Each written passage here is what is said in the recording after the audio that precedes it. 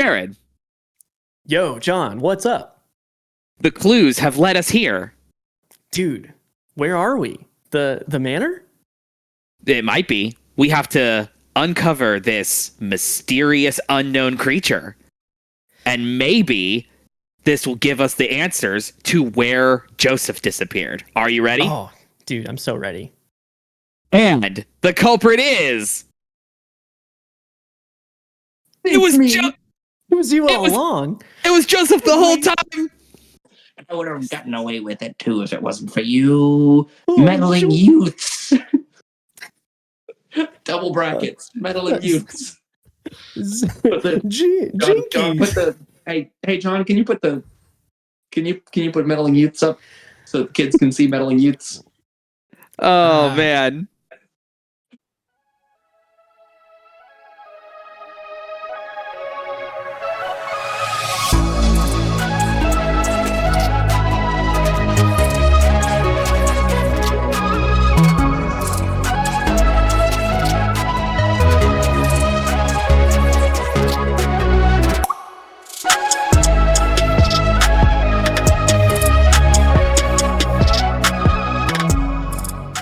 What's going on, everybody, from the MTG Thoughtcast? My name is Joseph. Somewhere on this screen is John. Somewhere else on this screen is Jared. And we are your hosts of the MTG Thoughtcast, your favorite Magic podcast, and mine, and my wife's favorite Magic podcast. It's a real fact. It's the only one she listens to. Not biased at all. Jordan? Hell yeah. Shouts out Jordan. Boys, how are you doing? I missed last week, but I missed it even more in my heart. Yeah, dude, I'm doing great. You went deep undercover and you missed out all the shenanigans that we talked about with Murders at Karlov Manor. Dude, it was a good episode. I want to say I fell asleep to it because that's how I listen to podcasts. But on the second listen through, I loved it. Fantastic. Well, I was deep undercover with Interpol. That's actually why I'm in England right now. Yeah, that's crazy. Actually, I thought it was to find suspects at the manor, but you never know. Well, anyway. we may not have found the suspects, but you know what we did find? The like and subscribe button that you should find at the bottom of this video page. Not cloaked at all. It's right there. Yeah, there it is. It's really easy to find. Do me a favor. If you like this content at all, if you're listening to this podcast right now, just go down there and just start clicking buttons. I don't know which ones you click. Free. You don't have to pay to get around the ward cost. Totally. It's actually free completely, and you can just do it. It's a free game action. Faster than Morph. Yeah, you can't interact with it, actually. Yeah. Morph is a special action, but liking makes you a special person. It does, I agree. That's not a laugh at you. It's a laugh because he's funny. All right, we should move on. That's all the stuff. We have a Discord. Links in the bio. Link to the Discord. I'm hanging out there all the time. Come get deck advice from me. It might be good. It normally is. Hey, I do my best. And speaking of deck advice, we have some... This is my favorite podcast that we do, which is talking about the PreCons that are coming out. My favorite time of the year. Yes. Super after sick. Christmas. The most wonderful time of the year. PreCon season again, yes. and again and again and For again me, and again and again. It's getting more frequent. It's so true. It's so true. It's so true. Watsy, slow down. Without further ado, Joseph, do you want to take the first one and then you can end with your second one? How about that? Take us away. I've been given extra homework because I played hooky last week, but I'm gonna leave it up to you guys. Do you want to hear about Blame Game first, or do you want to hear about the Deep Clue Seat? Let's save clues for last because I think that one is probably the best of the four. No spoilers, but I would agree with you. I think that Blame Game has the best new card, though. So tell us. I'm interested to see what you say, but my vote was for Blame Game first too. Right. I think that's the way. So Blame Game is a Boros commander deck from the Murders Karlov Manor set. It is a Boros Goad themed deck. It's really just kind of a combat-y sort of deck. It's like Goad and Suspect and all these things. So let's start. So the face commander is Nelly Borka, Impulsive Accuser. It's 4 mana for a 2/4 legendary human with vigilance. And whenever Nelly Borka attacks, suspect target creature, which I'll finish the text. Suspect target creature, then goad all suspected creatures. So, lots to unpack there. Suspect, if you suspect a creature, it just gains a status ability of being suspected, which means that it has menace and can't block. So it's kind of cool because you can use it both offensively and defensively, because it's good to give your own creatures menace. It's good to give your opponent's creatures not able to block. But we'll see in a second how we're going to make suspected creatures work for you, which is goading them. So she goads all suspected creatures when she attacks. Goading is 2 conditions. Creature has to attack and cannot attack you. So this is, to start here, it's very good. I'll finish the card. Whenever one or more creatures an opponent controls deals combat damage to one or more of your opponents, you and the controller of those creatures each draws a card. So there's a lot to unpack on this. You're going to be absolutely messing with the combat, and it's going to be very fun.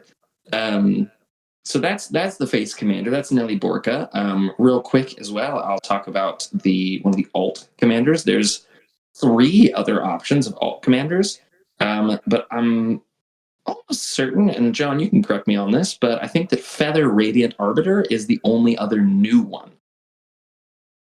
That's correct. The other options are Anya Merciless Angel and Gisela Blade of Gold Knight, both reprints. So Feather Radiant Arbiter, a nice return of a fan favorite legendary.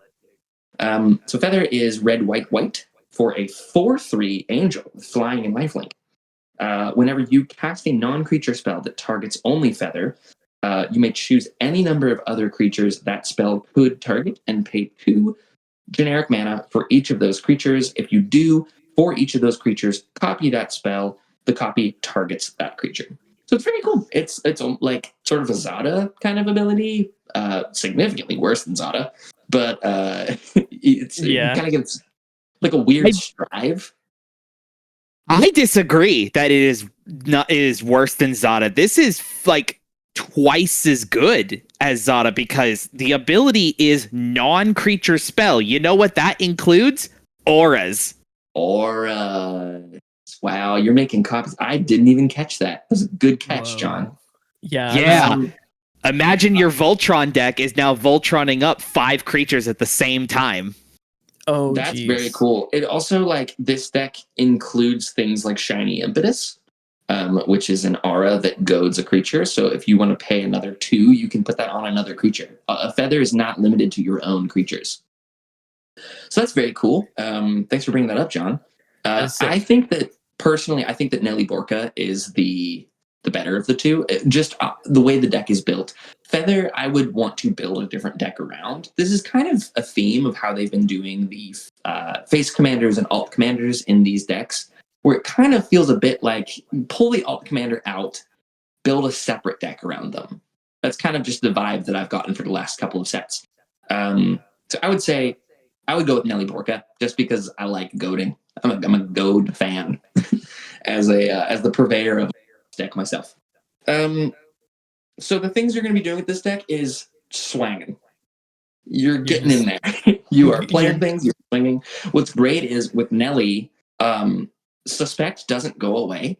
So like you're just targeting things that can't block. So like let's say you're attacking somebody who only has one creature. You just attack with Nelly, suspect it, and it can't block. And then also it's goaded and can't attack you back.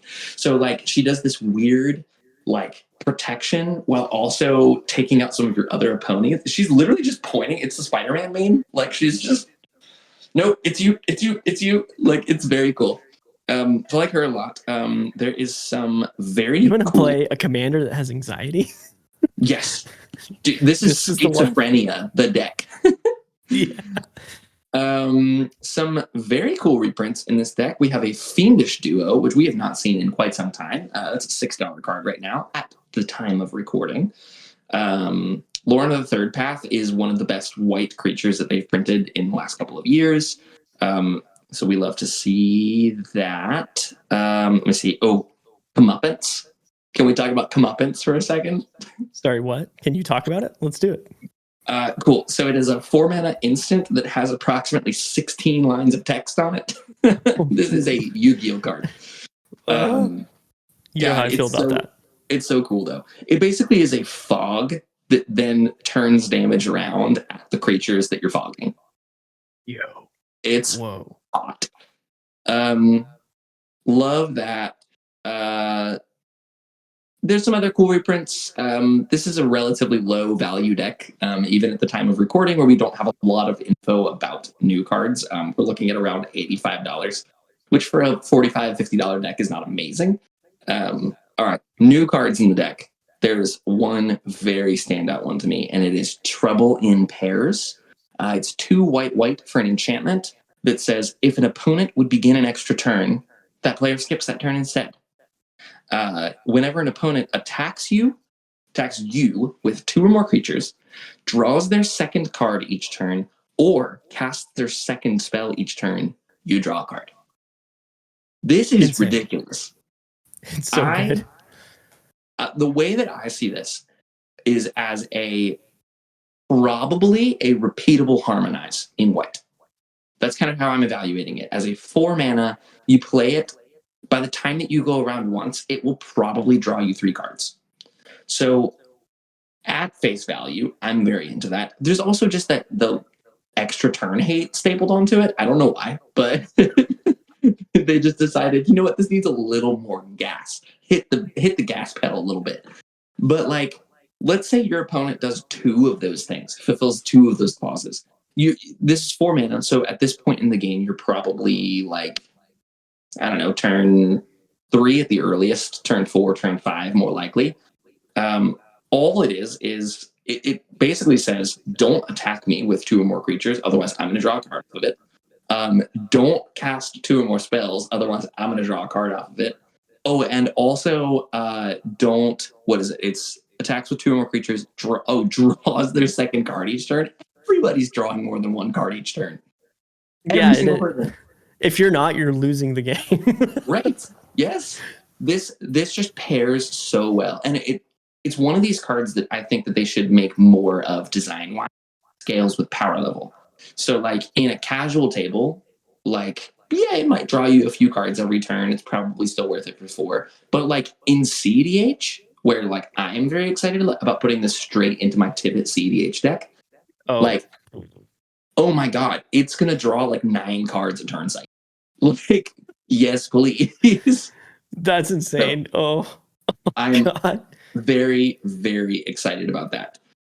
Second card I wanted to talk about is Prisoner's Dilemma, which is 3 red for a sorcery. It says each opponent secretly chooses Silence or Snitch. Then the choices are revealed. If each opponent chose Silence, Prisoner's Dilemma deals 4 damage to each of them.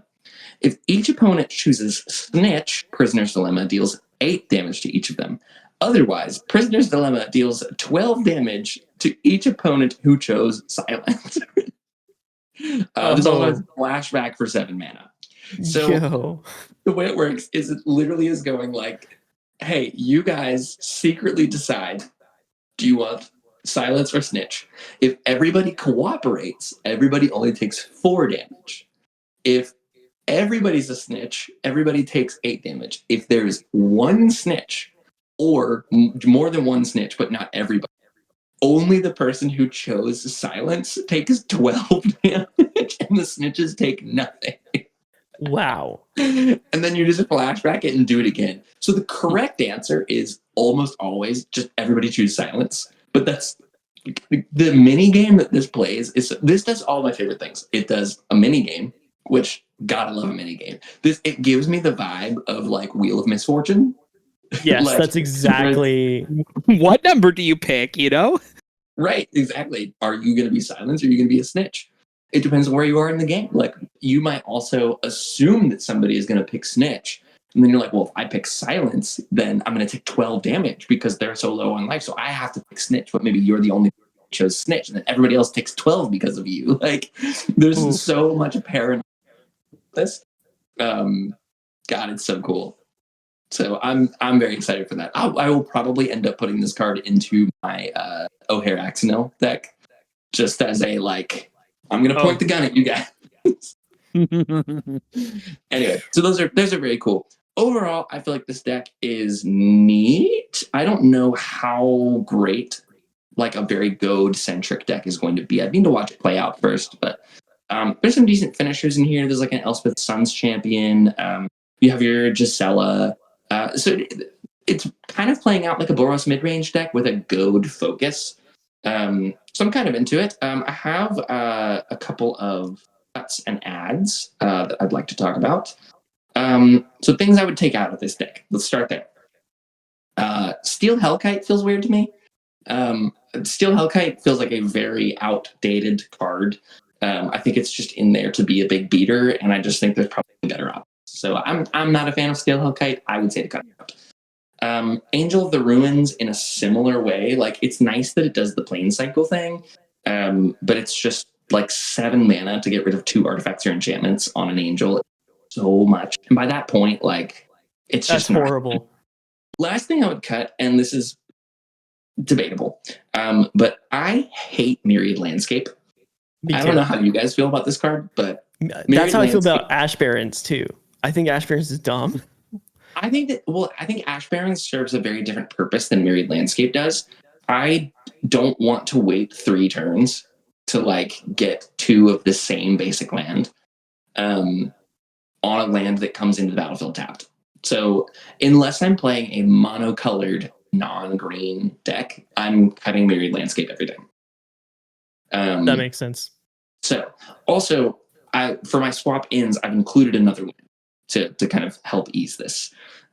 So things I would put in this deck: Haunt from the Ramparts. Come on, it's a home run in this deck. Dude, as soon as I saw this deck, I was like, this is Joseph's pick, and it's going to be Haunt from the Ramparts. It is begging for a Haunt from the Ramparts. Why is it not in there? Do you know what's a better finisher than Steel Hellkite? Haunt from the Ramparts. They literally built an entire deck around Goad and forgot to put the best Goad card ever printed inside of it. That makes no sense. For sure. They did include a Disrupt Decorum, which is like a worse version of Haunt from the Ramparts because creatures can still block. But unless they're suspected. It's true. So in this deck specifically, Disrupt Decorum does get better. But man, every time that I've cast Haunt from the Ramparts, it's represented like 65 damage across the board, like, and a whole turn cycle of action. Like, it's oh my gosh, unbelievable. So immediately throw Haunt from the Ramparts in here. Life of the Party is another one that really should have been in here that is just not. What's Life of the Party do? Life of the Party, I'm going to try to recite it from memory because I don't have it pulled up. I'm going to pull it up for you while you do that. So, Life of the Party is 3 in a red for an X1 or a star 1? 0 a star 1 with trample.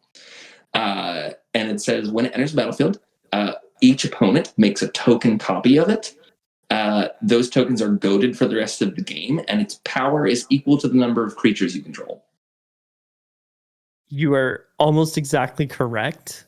Technically, it could be a star 1, but it's a 0/1, and it also has First Strike and Haste. First Strike, Haste, and Trample? Yeah. Oh, yeah. But everything else, you're right. Right. So, like, it just puts a huge threat on everybody else's board that can't come at you and has to attack every turn. And you also get one of those and get more choices with it. So, plus, like, if you're tuning this deck to be maybe a Blink deck, which I would say I'm somewhat of a proponent of Boros Blink. I would not this podcast is just Joseph speedrunning how fast I can talk about Boros Blink. I know this is a new good PreCon, but have you heard of Nahiri's Resolve? Have you heard of Nahiri's Resolve? I would not put Nahiri's Resolve in this deck. That would be so or bad. would I? Crazy. Yeah, I would say Life of the Party is a slam dunk. And the last one I would put in is a land to swap escape. Maze of Ith would be ridiculous in here. Maze of Ith a lot of the time just represents like nobody's going to be attacking you. So this deck wants to be a little bit pillow fort so that you can keep attacking in. So like let's say, man, especially if you have like a Trouble in Pairs out or something, where it's like, okay, well I'm going to attack you with 2 creatures, and I guess you're going to draw a card with one of them, and like, man, it's just so good. So I would say Maze of Ith is very, very good in this deck. It sucks that it doesn't tap for mana. That is an issue. But also, kind of, neither does Myriad Landscape. Yeah, so like, yeah. I don't feel too bad. This deck also has like 37 lands in it, which I think is maybe just one too many. So like, cutting one of those lands back, adding in a Maze of Ith that's functionally a repeatable spell, I'm on board with it. So those are my cuts and adds. I would give this deck, I don't know, 3.5 out of 5 stars. I don't know. Like, I'm not dying. I will probably buy it just because it's got some decent reprints. It's got Trouble in Pairs. Trouble in Pairs also is sitting at like $18 right now at the time of recording. So like, it's nearly worth it to buy it just for that. I think this deck is cool. I remember looking at it for last episode. I forget the name of the card specifically, but the Aurelia legendary creature I covered in the last episode would also go really well in here, and I ended up looking at it just to see what it would synergize with. So yeah, if you're goading things and being able to make sure that your opponents are attacking with like 3 or 5 creatures, that Aurelia Justice or whatever it's called, it'd be super good in here too. Aurelia Lava Above says flying vigilance haste 4/4. Whenever player attacks with 3 or more creatures, you draw a card. So it's perfect. You're goading everyone's stuff. And then if 5 or more creatures attack from a player, you get to deal 3 damage to your opponents and gain 3 life. So this card could also be a commander in that deck if you wanted it. Yeah, it's so sick. But yeah, it's cool. I think it's really neat. I've never personally seen a fully goated commander deck. Like, that is the whole thing it does. I wonder how that with the sauce. I wonder how it works out in the end of the game with just one other opponent. That's where it feels like it'd be tricky to close the game. Yeah, what's super nice is they've added in, hold on, there's a really cool enchantment that they've added in. Redemption Arc is a very cool enchantment in here. It's an aura that says enchanted creature has indestructible and is goaded. It's 3 mana. But then for 2 mana, you can exile the enchanted creature. So like, they're definitely like working on that. And a lot of the things that they've included that specifically goad, it's also really good with suspecting creatures. Like, if it's suspected and goaded, that means that they can't play. So, and then like, again, this is another reason why Maze of Ith is good, is like when you get down to like 1-on-1, you can like just constantly get rid of their best creature. So they've definitely included some amount of protection for when you're 1v1. Sick. Cool. Again, curious to see it play out. I need to watch some gameplay on it, but it's definitely a neat deck. The thing I've noticed with these MKM precons is that they all seem hyper niche. Like, they've picked an unbelievably niche ability and built around it. Like Goad. Or Morph. Or Morph. Takes away, John. Yeah, because nothing's more niche than pretending you have big threats on the battlefield to turn out it's a 1/1 that puts a 1/1 counter on your creature. Yeah. Ooh. So anyways, fun. No, I jest. Like, that was old Morph, but the deck, let's just roll right into it then. Let me stop beating around the bush here and let's get into the Glade. It's Kaust, Eyes of the Glade. He's our face commander of Naya Disguise. I believe the deck itself is actually called Deadly Disguise, if I'm not mistaken. The theme of this deck is going to be doing the face down cards. Now, obviously, from Murders at Karlov Manor itself, the main one that was just in that set was just Disguising and Cloak. This Commander Precon features those kinds of cards that do Cloak and Disguise, but there's also Morph, Megamorph, Manifesting, and there might be, I think there's one other card in there that can do like a face down thingy, but all of the old put your thing face down type is synergized, and So played this is the in deck this you deck. play if you want to confuse all those mechanics that are almost exactly the same as each other, but not Oh, quite. listen, from playing the Murders of Karlov Manor pre-release, everybody forgot because the reminder token was not in the pre-release kit. Why? You give us a new you give us a new face down mechanic that says that face down creature has ward 2 and don't auto include that reminder token John, in the pre. Are you expecting them to do difficult things like remember that a counter spell is an instant instead of sorcery? Oh, way to timestamp this recording session. Let me tell you. Damn. If you know, you know. You should join our Discord. Don't bully multi-billion-dollar company Hasbro's like that. Get bullied. Get bullied. Bullied. Bring back bullied. Get bullied. Your face commander for this disguise deck is Kaust, Eyes of the Glade. He is a hybrid Boros mana and a green for a 2/2 legendary detective dryad, or dryad detective, the other way around. Whenever a creature you control that was turned face up this turn deals combat damage to a player, draw a card. And a tap ability to turn target face down attacking creature you control face up. So cool, dude. The cool part on him is that this is one of the most cost efficient ways to be able to have a face down card turn face up. Simply having that thing attack and then tap with this, I believe in my research, is one of the cheapest ways to be able to flip a face down card face up. There are certain other ones that can force it for like 2-3-ish mana, but on just the restriction of needing to attack with one of them and tapping him, it's the cheapest way that you can do flipping your cards face up. And said card that when you flip it up and are attacking with it, when it connects with somebody, you get a card out of it, which is cool. It's very fun.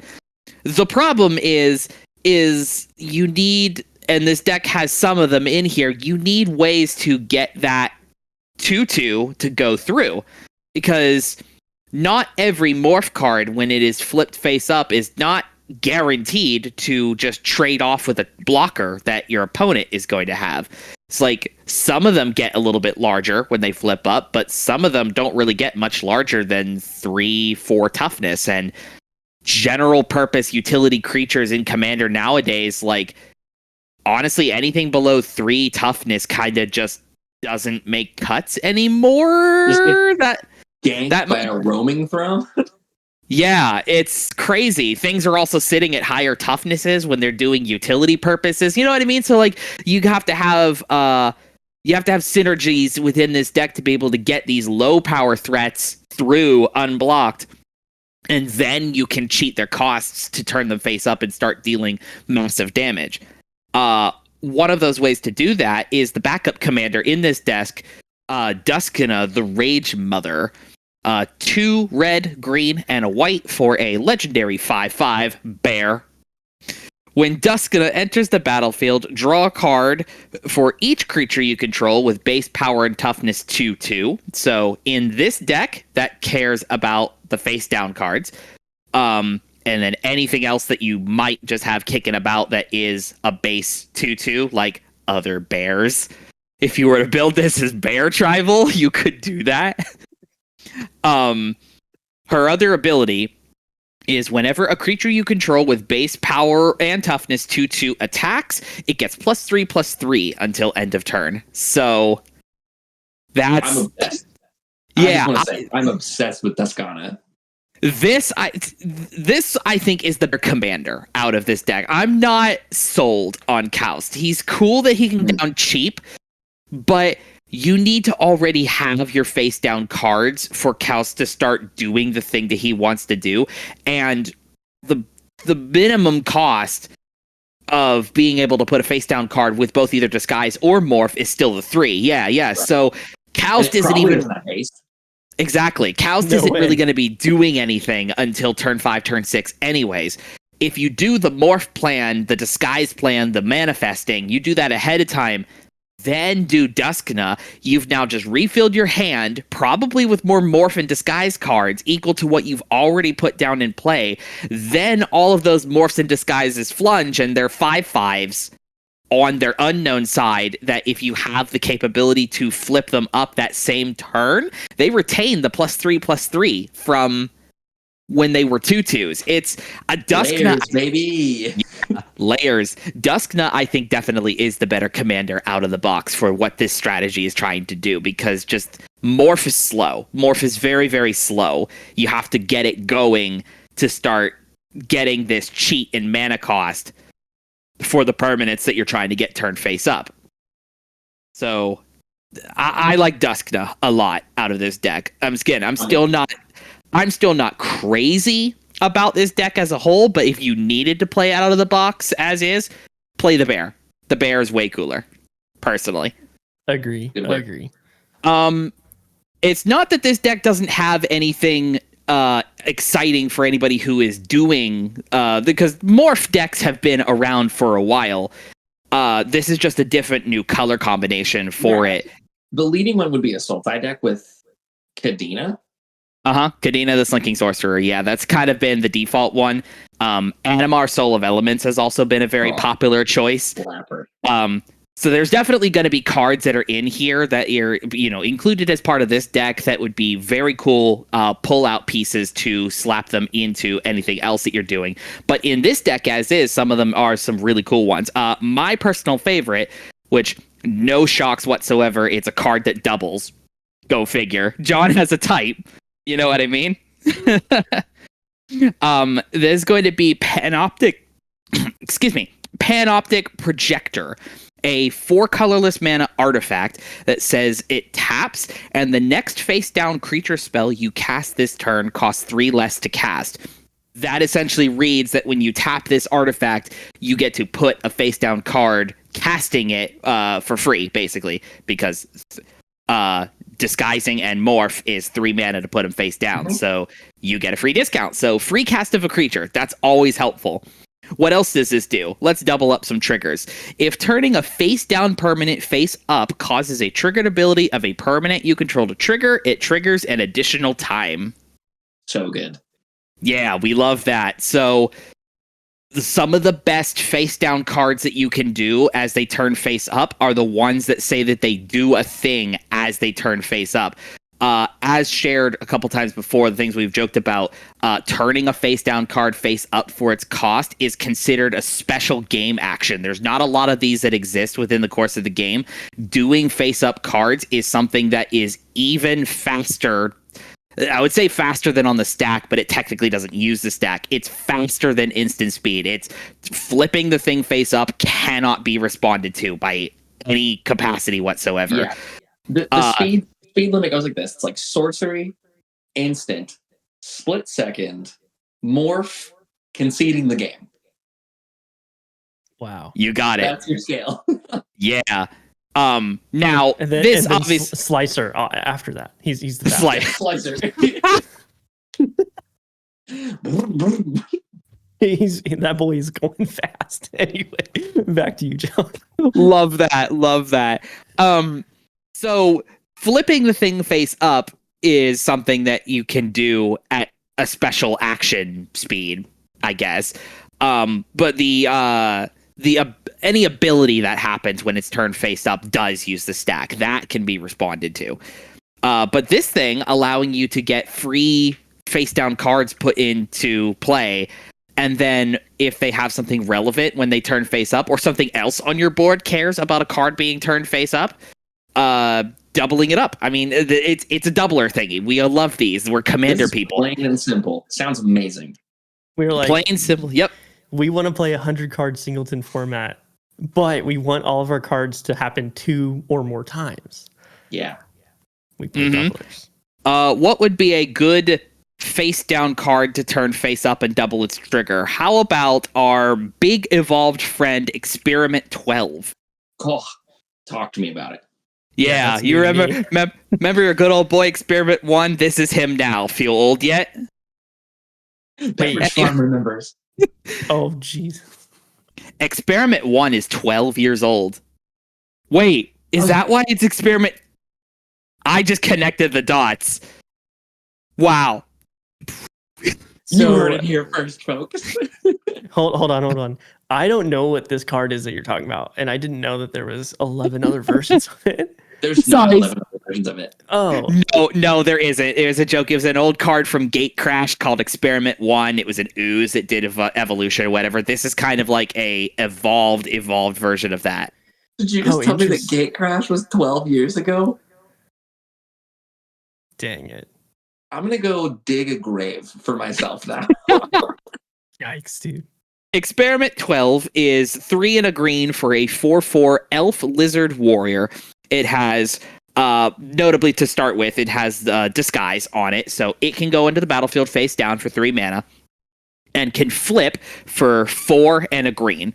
That'll be relevant for its keyword ability. It has trample and says when it or another creature you control is turned face up, put +1/+1 counters on that creature equal to its power. So this guy reads that everything you turn face up now inherently comes with an added bonus of whatever the power is of that creature that you're turning face up, instantly double it with +1/+1 counters. So you flip up a guy that morphs and is like a 6/5 on the other side, fantastic. Put 6 +1/+1 counters on it. This guy by himself flips up with 4 extra counters. So he'd be an 8. Flip it up while you have Descana on the board, and you get an additional 3 counters. Mm-hmm. And again, and that panoptic projector we were just talking about, so now that gets doubled. That's kind of crazy. This is what I'm saying, is like, they're individual cool pieces that are in here, but face down as a strategy is kind of slow to get going. Yeah. If any of this kind of stuff is interrupted, even with disguise having ward on the creatures that you have turned face down, that doesn't save them from rats. You know, that doesn't save them from something little, right? 2/2 creatures are very small for commander's sake. There is just cards that are floating about in decks that just say, oh, everything gets bonked for 2. You know, I'll do Toxic Deluge for 2 life. Whoops, there goes all of your deck. Oops. Yep. Or like a Meat Hook Massacre for 2. Mm-hmm. Just something like that literally happened to me today on like Arena or something. Don't play this deck against a black deck. Yeah, I don't think it holds up anything to a black deck at all. I don't know. Like, there are some good ones in here, though, right? We've got, like, Hooded Hydra is a very cool morph card that's in here. It can either just be a regular old Hydra for green, and X, or it can morph, goes face up for 5, puts 5/1/1 counters on itself, and then when it dies, it just explodes in snakes. So that's kind of cool. Death Mist Raptor is another very cool one as well. It's a 3/3 with Death Touch that when something else is turned face up on your battlefield, it can come back into play from your graveyard, either face up or face down, and has Megamorph. So you can either be slightly bigger or just stay a 3/3 that blockers, right? Repeatable Death Touchers from the graveyard is a very good combat deterrent. It's like that Baleful Strix thing, right? You put one Death Toucher in front of you, no one's going to want to swing into it. And especially if that Death Touch creature can keep coming back from the graveyard. Mm-hmm. That one's really cool. I was really excited to see Ugin's Mastery reprinted in here. This was something that we talked about back in our Commander Masters preview, that we said Ugin's Mastery would be a fantastic include into a deck that is doing face down morph shenanigans, because it works with morph. Gives you manifested cards as you cast colorless spells, and then if you meet a power requirement, those things just turn face up for free, like with Duskana. Right? You're so close on the edge there of just having one face down creature meet the 6 total power requirement that Ugin's Mastery needs. It's very cool. I'm very happy to see that in here. That's sick. Yeah, and Whisperwood Elemental is also a very interesting reprint in this one as well. Does more manifesting than it does morph, but gives you free manifest creatures off the top of your library when your board is wiped. So kind of replenishes your board as if they were to die, like those 2/2s beforehand, if you're not able to get them flipped, you get a second chance of more manifests to come down. Other notable good reprints that come in this deck as well, as far as like monetary value is concerned. Two of the best ones that are in here is going to be Jeska's Will and Seedborn Muse. Oh shoot, that's sick. Yeah. So I think they realized that like the face down creatures is mega niche and that people might not want to buy that one. Also just a pile of really playable cards. Yeah, and both of these cards help accelerate what the morph plan is looking to do. Yeah. Jeska's Will is obviously, it's Jeska's Will. It's very strong in any kind of deck. But in something like this specifically, where the red ritual mana that you're making off of Jeska's Will, you're not super held back on that being only one specific color. Morph is just 3 generic to get down. So like if you did Jeska's Will at full value, or someone, let's say that their minimum it has 7 in hand, 7 is about the average for your maximum value on Jeska's Will. That is a 3 mana thing that you can do that's going to allow you to get upwards of 2 face down creatures for the cost of 1 card. Yep. Essentially, it's very, very good.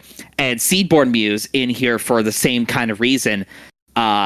Morphs and disguises, its biggest problem is having the mana you need if you have nothing else on your board to help you accelerate that. Having the mana you need to turn that creature face up. Having Seedborn Muse down to be able to, at your end step, I'm going to flip this up. At your end step, I'm going to flip this up. At your end step, I'm going to flip this up. You know what I mean? Yeah. Both of these two cards in conjunction help speed up a little bit of what this deck is trying to do. Yeah, that's awesome. Other ones, very interesting. Some of the better upgrades that I would say that would go in here are cards actually from Murders at Karlov Manor itself that didn't make their way into this deck for some reason. Yeah. Pyrotechnic Performer specifically is one that, firstly, I got to play this card at pre-release, and it was a phenomenal time every time it went off. Is one of the ones with Disguise. Disguises up for a single red mana. I believe it itself is a 3/2, I think. I don't have the card open right now. I think it's a 3/2.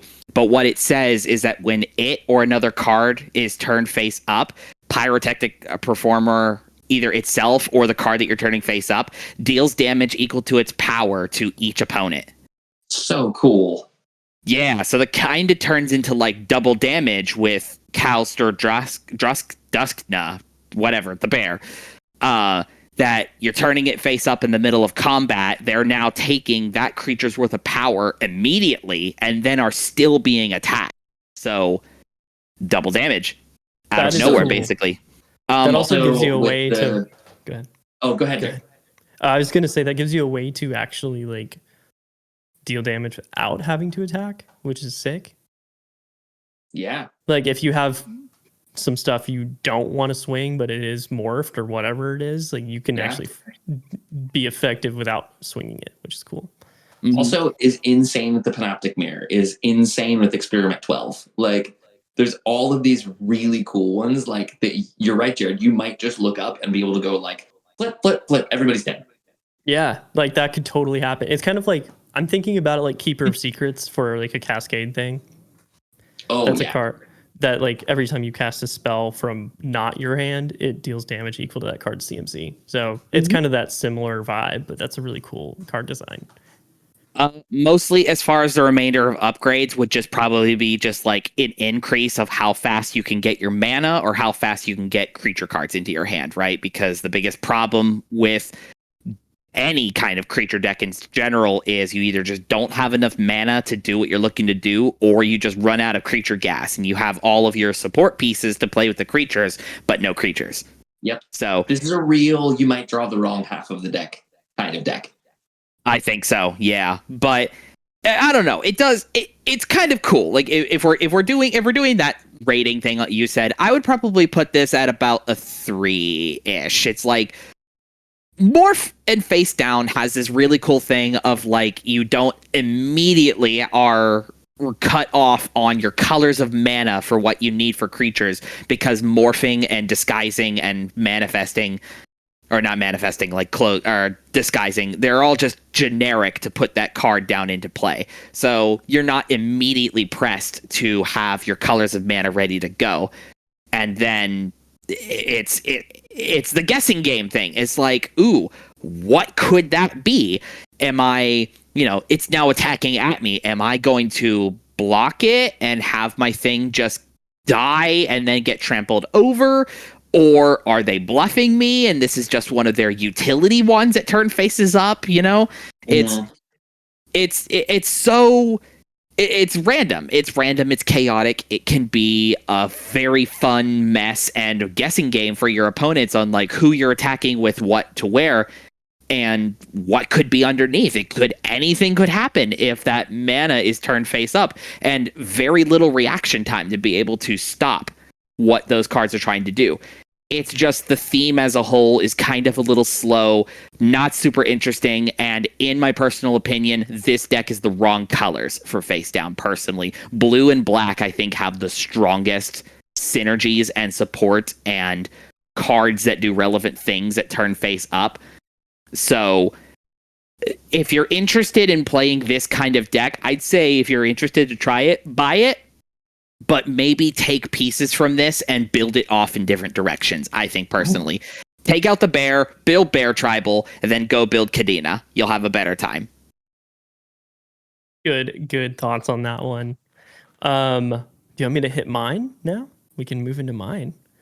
That's priority.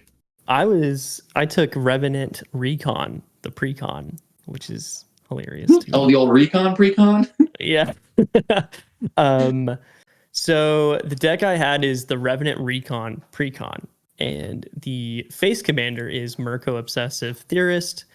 He is 1 and then blue and black, which is Dimir. Flying, Vigilance, Legendary Creature, Vampire Detective, 1/3. Whenever you surveil, put a +1/+1 counter on Mirko. At the beginning of your end step, you may return target creature card with power less than Mirko's from your graveyard to the battlefield with a finality counter on it. So just looking at him, I know that we're going to try to surveil as much as possible. And also, we want to put tons of creatures in our graveyard if possible. The other commanders that you can use out of the box here are Marvo Deep Operative, which is a legendary creature octopus rogue. I'm trying to see his mana cost. 3 blue-black, and then he's a 1/8, which is crazy. When Marvo Deep Operative attacks, clash with defending player, which this is a mechanic I think I've never seen before. But apparently it's old. So I'm going to read Clash. Each clashing player reveals the top card of their library, then puts that card on the top or the bottom. A player wins if their card had a higher mana value. I'll read the rest of this card, and then I'm going to ask you guys a question, because I'm confused. So whenever you win a clash, draw a card. Then you may cast a spell from your hand with mana value 8 or less without paying its mana cost. So my question is this card absolutely horrible or not? Oh, I'm obsessed with it. Are you kidding me? I think it's fine. I think it's cool because you're in a surveil deck already. So you're already manipulating the top of your library. Fair and enough. You can play something like, hey, you know what costs 8 mana? Treasure Cruise. You can just flip a Treasure Cruise. You're probably going to win the clash, and then you draw it and play it for free. That's fair. That said, there are quite a lot of big things in this deck, so this will work. And also, every single card in this deck is 8 mana or less, except for I think it was like maybe two cards that were 9 CMC. Yeah, there's 2 spells in here that are 9 CMC, so it can literally do anything. Yeah, you also don't have to play the card that you've won the clash with. So you can hold something in your hand. You can just choose to go like, sweet, I won this clash. I'm gonna draw and then play Ponder or whatever.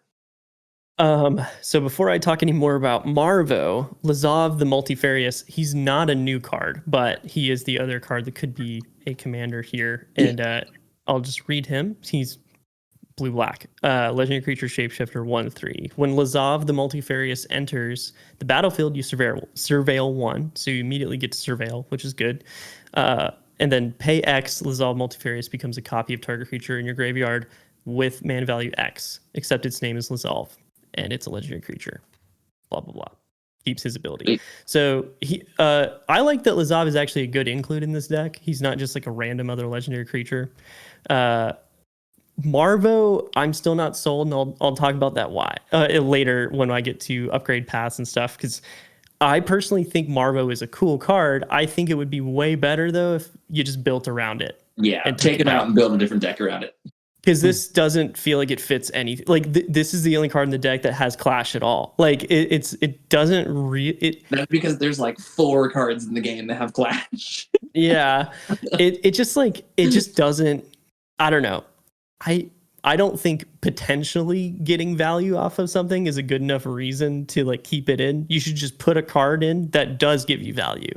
That's spoken as a man who's never been to Vegas. I don't gamble like that. You know what I'm saying? And them octopus slots, you know what I'm saying? Well, anyway, that was so sick.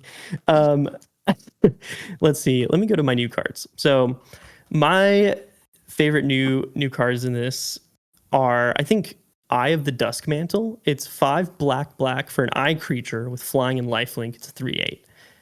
It says you may play lands and cast spells from among cards in your graveyard you surveilled this turn. If you cast a spell this way, you may pay life equal to its mana value instead of its mana cost. That's awesome. You can just cheat something in for 0 mana and then keep going, which is insane. Especially because you're going to be surveilling more than once by the time you have 7 mana to play a creature like this with. So that's a really cool card. Let's see here. To be honest, I wasn't super stoked about most of the new cards in this one, but I think the other one I'll talk about is Case of the Shifting Visage. Visage. I don't know how to say that word. Visage. Visage, I think is what it is. So 1 blue for a enchantment case. At the beginning of your upkeep, you surveil 1. So that's already really good. You want to be surveilling as much as you can. Also, as a caveat, I'll say this. Even though Lazav would be totally fine to build around, I am thinking about this card with Mirko as the commander of it. Or you guys know what I'm trying to say. This deck, Mirko at the head. So Case of the Shifting Visage is good. So the first step of that card is at the beginning of your upkeep, your surveil 1, and then the next section is to solve. There are 15 or more cards in your graveyard. Not too hard to do a surveil, especially if you're doing it like more than once a turn. And then solved is whenever you cast a non-legendary creature spell, you copy it, which is never bad. That's every single time. That's not once a turn. That's crazy. There's no more text on that. It's just you copy it. Yeah, you just copy it. This is so sick. Yeah, it's amazing. 3 mana total for this, but yeah, it's pretty nuts. As far as new cards, I think that's everything else. To be honest, I would cut most of the other new cards from this deck, even though they were made specifically for it. They're not good, so they got to go. I brought my boy Marvo like that. Marvo is cool. He's not good here. Let's get into the reprints, or the ones that I like the most. Most of them were all the reanimator packages, and this deck has an insane reanimation package. If you're trying to build go ahead. It's incredible. It's the reanimation that is available just out of PreCons nowadays is better than the ones that you can find in like Masters products. Which is why they should have put Taunt for the Ramparts in the other deck, because they were like, let's put every good reanimation spell in this PreCon, but we're going to leave the best goad spell out of the goad deck. Anyway, I don't understand it, but whatever. So I'll just read them off quickly. These cards have been around a while. Reanimate, Rise of the Dark Realms, Necromancy, Animate Dead, Doom Whisperer, and then Phyrexian Metamorph. That's not a reanimation thing, but that is an expensive card, and I'm glad it got reprinted. So as far as reprints go, those are great. And I think I did the math on that. That's like around $35 worth of reprint value in just those cards, which is kind of bonkers. So Yeah, the most MSRP $40 deck. Yeah. The most notable of all of those is definitely Necromancy. Its first reprint ever. Yeah. It's actually crazy. Yeah. Ever. Really, really crazy. So I kind of deep dived on this deck to make 2 different upgrade paths. I made one that is just like, do you want to make this deck actually great and super playable and more consistent? And I'm just going to read those cards off to you after I read the cards that you should cut to make room for them. I'm going to go fast because there's 10 for each of these categories. Cutting 10, adding 10. So the boy did his research this time. I did. I friggin' did not pull my punches. So Anthem Mutineer. It's a 3 and a blue for a 3/3 Salamander Pirate.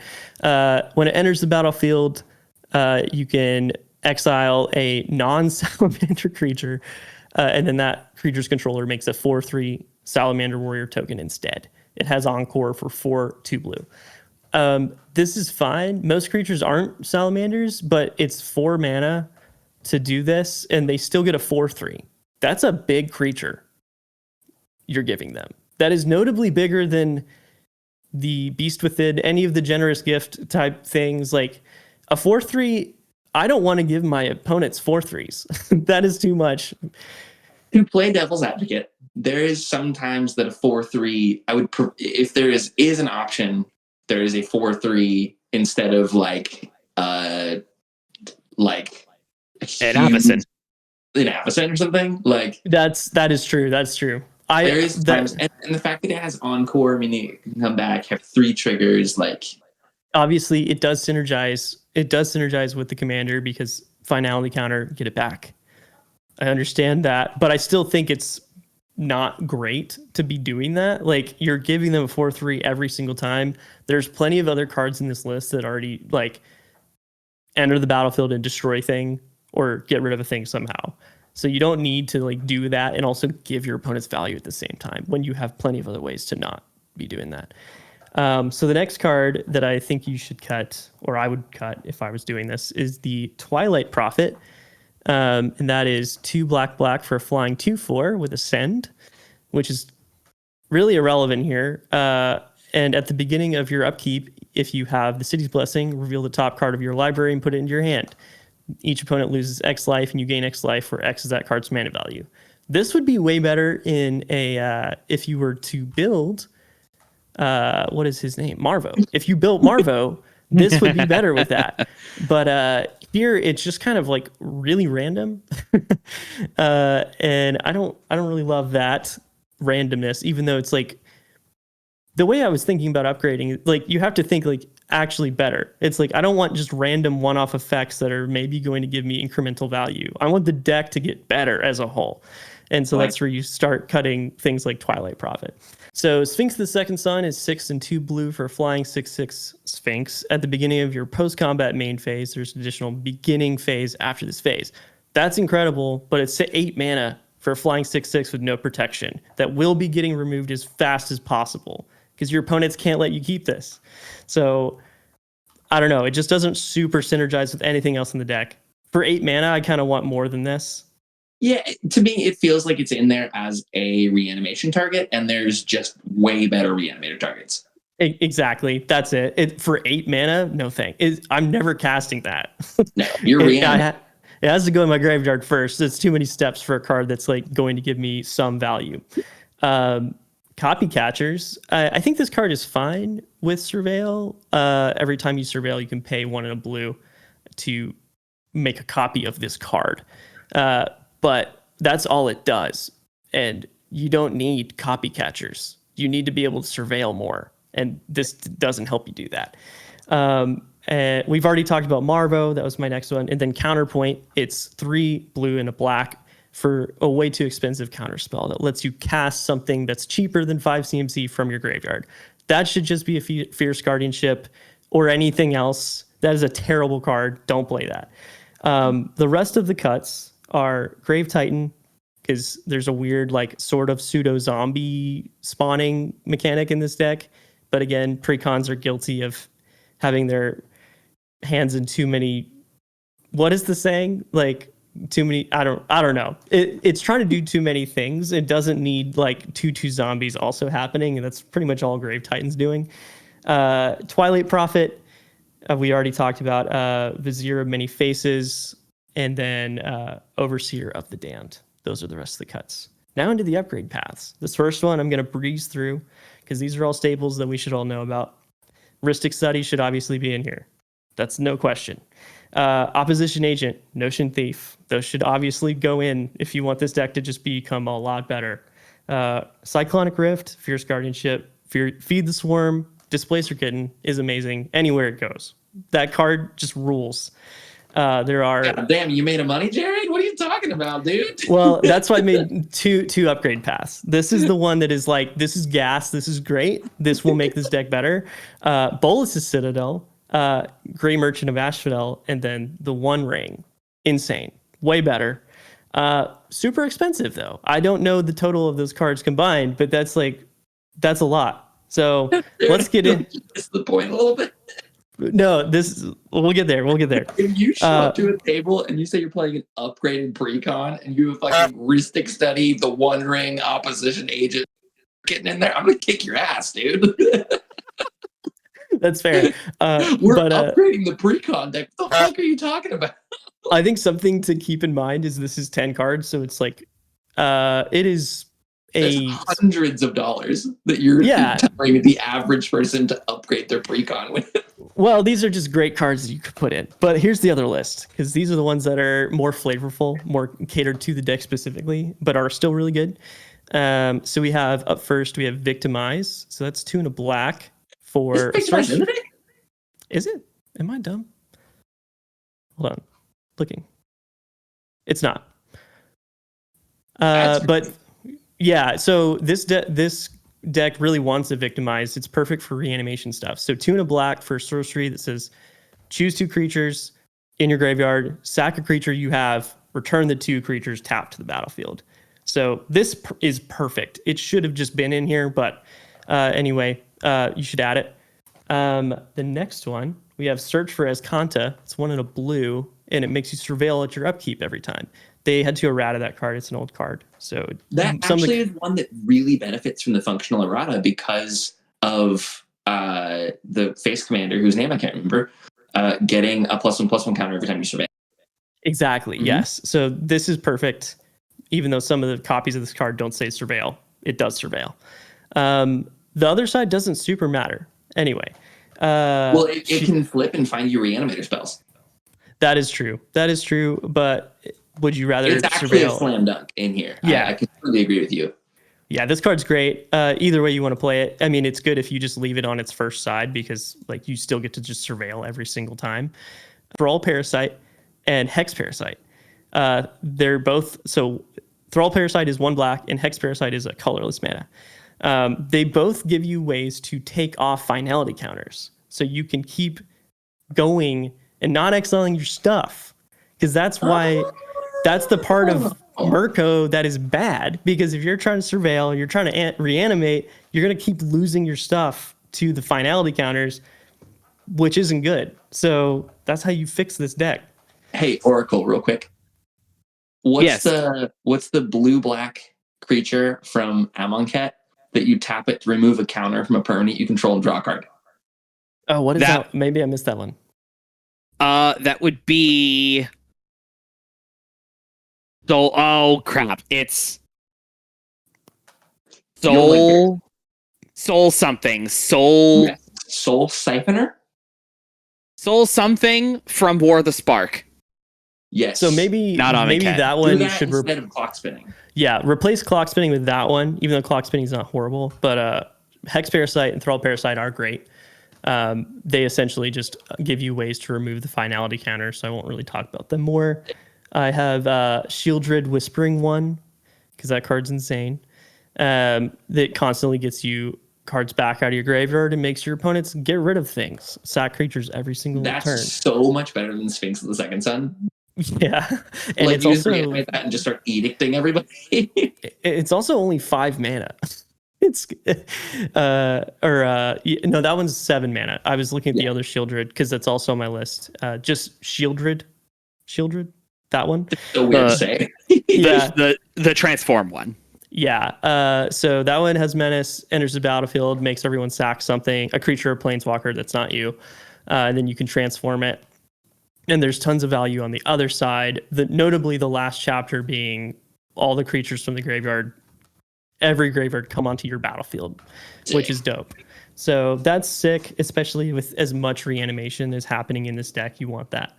Entomb, everyone knows what that does. That just allows you to send something straight in there and give Mirko a target right away. Because he's only 3 mana. You need to be having targets pretty quickly. Haven Ghoul Lich is a really cool card for 3 blue-black. You can pay 1 to cast a creature card from your graveyard this turn. When you do that, Haven Ghoul Lich also gains all the abilities of that creature for that turn. Pretty sick. Just another way to reanimate things if you don't want to put a finality counter on something. And then the last one I have is Ashiok Dreamrender, because why not?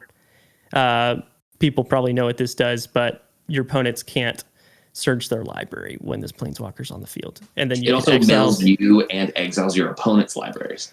Yeah, it perfectly synergizes with what your deck wants to do and also gives you some graveyard hate that you want for other people. So that is the more flavorful and probably more fun upgrade path if you're not just trying to play every blue-black staple in the game. But yeah, so I had a lot of fun working through this one. It was cool. It's a cool deck.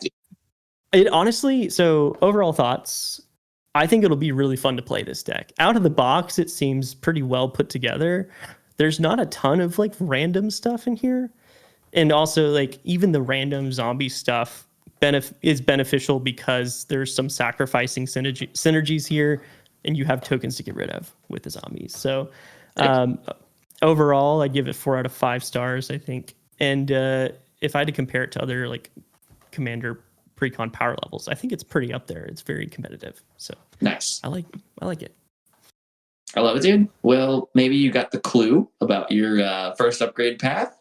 And that segues me into the Deep Blue Sea. Yeah. All right, so this is the 4th and final deck that we'll be talking about today. It's notably Deep Blue Sea. And it is a Bant deck, so it's green, white, blue. The face commander is Morska Undersea Sleuth. It is a 3-mana, 2/3 Vidalcan Fish Detective. That says you have no maximum hand size, and at the beginning of your upkeep, investigate. Whenever you draw your second card each turn, put 2 counters, 2 +1/+1 counters on Morska Undersea Sleuth. Insane. This is ridiculous. Like for 3 mana, it's got so much text on it. I would recommend playing this as the face commander. And again, keeping with the theme, the alt commander that you should certainly pull out and absolutely build a deck with is Sophia Dogged Detective, which is Shaggy and Scooby-Doo. So it's 4 mana for a 3/4 human detective.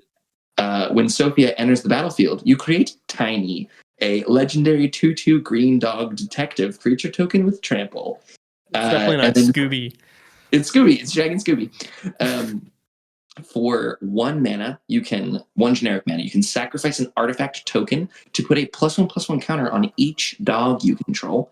All the dogs are eating good. And then whenever a dog you control deals combat damage to a player, create a food token, then investigate. So the detectives are sleuthing and getting Scooby snacks. Wow. It's very cool. I would highly recommend pulling this out of the deck, and I think it's like fine in the box PreCon, but a separate deck of Sophia is going to be very fun. There is some great dogs to give them some food. It's very cool. So some very, very notable reprints in this deck. It's stacked. We have Adrix and Nev Twin Casters. No. We have a Coma Cosmos Serpent in this deck. Oh my god, dude. We have Benny Brax Zoologist. We have Alondra Sky Dreamer. We have Tulane Teller of Tales. Dude, what are What? These are all in the same deck? Yep, we have Academy Manufactor. I was gonna ask if that was in there. That's so Dude, stupid. it's so ridiculous. The reprints in this deck are freaking wild. There's also a Farewell in. This is where the Farewell is, not in the deck. Yeah, But this is where the Farewell is. it should be in the other one too. They should just put it in both. They're like, it's not like a money reprint, but there's a mechanized production in this deck, which when you're playing with clue tokens, which you're going to be making an absolute boatload of, it just says, hey, if I survive another turn, I'm like, this deck is ridiculous. Yikes. I think that of the like playable reprints of all of these, I think this has the best and the coolest ones. Okay, new cards that I'm very interested in. Let's talk about Tangle Trove Help.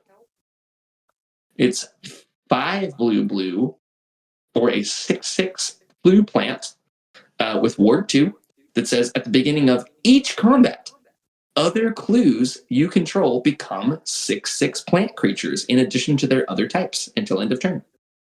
And if you really get bored, you can pay 2 and sacrifice it to draw a card. Sorry, did you say they become 6/6s? They become 6/6s, my friend. Why? Yes. This is your win condition, I would say. Why do they get to be 6/6s? That's a crazy number, though. Well, they all become the plants. Tangle Trove Help itself is a 6/6 as well. Oh, maybe like for plants, it's normally like 0/1s or 1/1s or something like that. Like that totally. Just seems like very overpowered for no real reason. It's very confusing. It is a lot of mana in a deck that does not have a ton of ramp. So if it happens, it happens. It's great. Another interesting new one. I like this design space that they're playing with this card is Innocuous Researcher. Also would be really good in the disguise deck. So Innocuous Researcher is 3 and a green centaur active with Parlay, which is one of my favorite abilities. Parlay is whenever Innocuous Researcher attacks, each player reveals the top card of their library, and for each non-land card this way, you investigate. Then each player draws a card. So I think I did the math. You're probably going to investigate just over 2 times every time this swings, because all it cares about is lands and non-lands. And then everybody draws a card. Nobody's going to be killing this, drawing everybody cards. The cool part is this next line of text, which says, at the beginning of your end step, you may untap all lands you control. If you do, you can't cast spells until your next turn. Interesting. That's super weird. It's nifty. So it's like it untaps your lands to use abilities. Like sacrificing clues. Like unflipping morph. Like this is some very cool space. It's also like on a relevant body that is going to be drawing you and making you clue tokens. So big fan of that. I see. It's the clue tokens that it wants you to use. My favorite part about this card in specifically is the fact that centaurs get extra tall tables at the barista. Yeah. It's like how the dwarves get the lower bar. Gotcha. There's a card with Gravestorm in this deck, which is follow the bodies. 2 and a blue. Whenever you cast the spell, copy it for each permanent put into a graveyard from the battlefield this turn. That's so crazy. Neat ability, and it just says investigate. So Gravestorm investigate. So like you crack a bunch of clues, and then follow the bodies and draw or investigate essentially for every clue you've cracked. There is some neat things happening in this deck. This was actually a really hard one for me to like find an upgrade path for, because it seems so unbelievably tuned out of the deck or out of the box. However, since I am following our instructions to make a upgrade path, I did. Things I would pull out of this deck is one of the new cards, which is Knowledge's Power. It's 3 white blue for an enchantment that says whenever you draw a card, creatures you can go get plus turn. I think that is a totally fine ability, but I don't like 5-mana enchantments. So get out of here. Hornet Queen is a weird one. I don't think this deck needs a Hornet Queen. Again, Oh man, this deck does not have a ton of ramp going on it. So get out of here, I would say, with the Hornet I'm trying Queen. to think of like a reason it has Hornet Queen in there. There's a token sub-theme. So like it's a thing in green that makes tokens. And it's insane. That card's really good. But yes, but I get it. On my upgrade path, I'll tell you about something that makes a token and does better things. The last card I would pull out is Finale of Revelation, because the last thing that you need to be doing in this deck is drawing more cards. So your commander already gives you unlimited hands. You don't need a big X spell that's exclusively going to draw you cards, because you can just crack it. So I think you could probably pull Finale of Revelation out of here. Things that I would put in this deck. I would put a Peregrine Took in this deck. Peregrine Took is going to function as a manufacturer a lot of the time. It's like 2/3 of an academy the same. Because he says whenever you would make a token, you make that token plus a instead. So in a deck that cares about artifact tokens entering the battlefield, Academy Manufactor is probably going to be the best card. Like, if Academy Manufactor is in a deck, it's probably the best card in that deck. Peregrine Took is sort of another copy of that. Dang, that's sick. Easy one. And then at some point, you can just sacrifice a bunch of food with him. Super good. Speaking of how ridiculous that kelp is, Cyberdrive Awakener is sort of another copy of it, which is, I don't have it written down, but it's a lot of mana, and it enters the battlefield, and it turns all of your artifact tokens, all of your artifacts into, hey, someone read this card. I can't find it yet. I got you. Flying. Other artifact creatures you control have flying. When Cyberdrive Awakener enters the battlefield until end of turn, each non-creature artifact you control becomes an artifact creature with base power and toughness of 4/4. It's a 5 and 1 blue. Yeah, that is sick. 6 mana, make all of your clues and foods and any of your other artifacts into flying 4s. It's sort of redundancy with the kelp that makes all of your clues into 6/6s. Like, that is how you're probably going to be winning the game with this. The thing with clue decks is you make a ton of clues. Like, as somebody who plays Tivit, you make a ton of clues, and then they just sit there. And you're like, I'm going to crack 1 or 2. I'm going to draw a couple of cards, whatever. So, like, you to have things to do with all of your other clues. So something like Cyberdrive Awakener is going to be amazing. Another thing you could be doing with clues, and also with making tokens, Urza Lord High Artificer. This card has tanked in price and is wonderful in this deck because, like I said, you don't have a ton of ramp. You don't have... he makes a construct that cares about how many artifacts you have. Like, he's a slam dunk in here. And then like I don't know if you're really going to be using his 5-cost ability in the deck a ton, but even just making the construct for 4 mana, and then all of a sudden all of your clues tap for blue. Also, clues don't have to tap to sacrifice. So like, you could just go like tap a bunch of clues, sacrifice half of them for however many you tap. So that's crazy synergy. That's really good. It's very cool. Yeah, Urza is great with clue tokens. Same with food. You don't have to tap to sacrifice food. Insane. So these are all great things. I think those would be 3 very, very good cards to put in the deck. Love it. My one in there as well would also probably be from the main booster set as well. Forensic Gadgeteer. Forensic Gadgeteer would be absolutely insane. It's 3 mana for like a 1/4, right? 4 mana.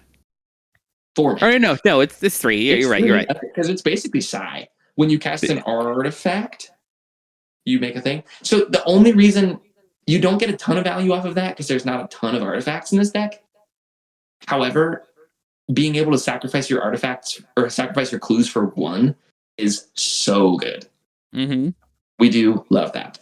So yeah, if you've got some of the main sets sitting around, that would be a great one to put in. This deck seems insane. I would give it a 4 or a 4.5 out of 5. I think this is an unbelievably well designed deck. Yeah, it seems really, really strong. It also seems fun to play it. It I think seems so fun to play. that's I think to me is like a more whatever. I think that's a more important metric for a precon, because precons aren't supposed to be crazy strong. Sure. They're supposed to be playable, but they should be fun. So Yeah, I think all of these do deliver on that. Like, even despite my feelings about how a bit slower Disguise and Morph can be as a whole, these 4 decks all seem very fun and interesting. Like, that's the cool thing about like niche play patterns when it comes to certain commander decks. They may not be the strongest at the tables, but if you've got the group that is able to match that sort of we're doing a specific thing and not, we're not playing Ristics and One Rings and Shieldreds and things like that. These, I don't know. These seem fun. These seem very fun together. Like, they may not offer the drive incentive to long-term commander players, but trying to just get into something interesting or new and have sort of niche strategies that can be splintered off into semi-different directions. These seem very fun together. Yeah, They do. I don't think they're a very well matched pod against each other. I don't think there's a single universe where the Disguise deck ever wins against Revenant Recon and whatever the Clue deck is called. Yeah. Get a clue. I don't know what it's called. I need to get a clue. The Goad deck is probably going to survive quite a bit, because you're pitting everybody against each other. But then I think when it comes down to it, I think the Clue deck's going to be Goad.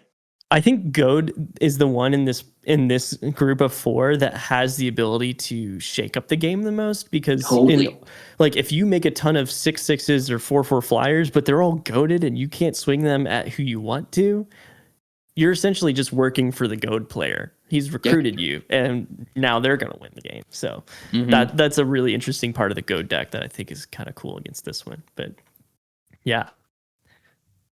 How do you guys feel about the 4 of them as a whole overall? Dislike them? Yeah. I don't know if they're like, my new bar for precons is the ones from Ixalan. The 4 of those were unbelievable. So that is my new, like, this is the standard. And I think all just a little shy of that standard. But I like that they're playing in some weird, they put Clash on an octopus. Like, I like that they're being playful with it. Like, it seems like they had fun designing decks. Yes. Yeah, I think I agree with you in all those fronts. Which I'm about. I'm playing a game. I want to have fun. Like, this is not an inherently competitive format. So, like, I'm in for the fun choice. I think that there are ways to still try to win while having fun, which I would advocate for. I don't think that everyone just sitting around and trying to do the thing is necessarily super healthy for the format or pod, or for valuing everybody's time. So what I think that these do well is the bridge of those, is what I'm trying to say, where it's like, these all seem like they do the thing, and by doing the cool thing, they're going to be advancing their board state and winning. It's not like just, not to ruffle any feathers, but it's not like a Super Friends deck, where it's like, oh, I'm doing the cool thing, but the cool thing is I'm just sitting here and playing solitaire for 5 minutes. Like, God, dude, I hate those decks so much. Not the soapbox, but if I'm playing against Atraxa on Arena and they play 2 Planeswalkers in a row, I concede immediately.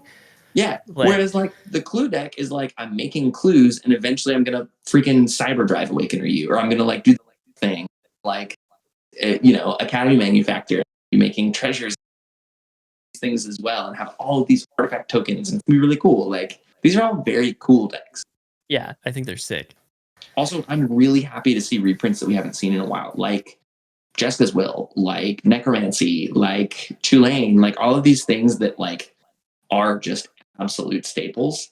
Like, dude, I don't have like any of these reanimation cards, and I am totally picking up Revenant Recon. Yeah, absolutely. Dude, these look like really good upgrade piles for other decks. Like, I'm considering buying the Disguise deck so that I get a Jessica's Will plus a deck. Like, you know what I mean? How much is Jessica's Will right now? $12. $12? It's like $12. Yeah, so you get that, a Seedborn Muse, you get like all kinds of cool stuff. It's Jessica's Plus- Will with gravy on top, dude. That's what that deck is. Yeah, That's exactly- Jessica's Will, Seedborn Muse, and a Vanilla 9/9. That's right. You're so salty about the. I love how salty you are about the disguise deck. To be fair, Yeah. that is so dumb. Like, Oh, it is that's amazing. 2024. We're really printing vanilla creatures. What is that? Hmm. What is that? Very funny. Yeah, anyway. I think Well- that probably wraps us up for today's Does. episode. So, This that has was been a- great. That was I'm fun. ready I to had- go to bed. I'm gonna be honest. It's 1:35 for me right now. Wow. Dude, sleepy boy over there. It Sleepy feels boy. it feels so late here because it's just so dark outside right now, but it's Yeah. not anything close to that. So, Well, I say case closed, boys. We figured out the mystery of these precons. That's we did right. it. We did. we did it. Hey, We figured out. Thanks that, for watching. Yeah, hell yeah. Thanks for Come watching. join us on our Discord. We can hang out and talk about it. Hit all of the buttons down there, just one at a time. Just go left to right, right to left. Come be- back, click on Come be buttons. come be part of the community just in time for the Fallout decks.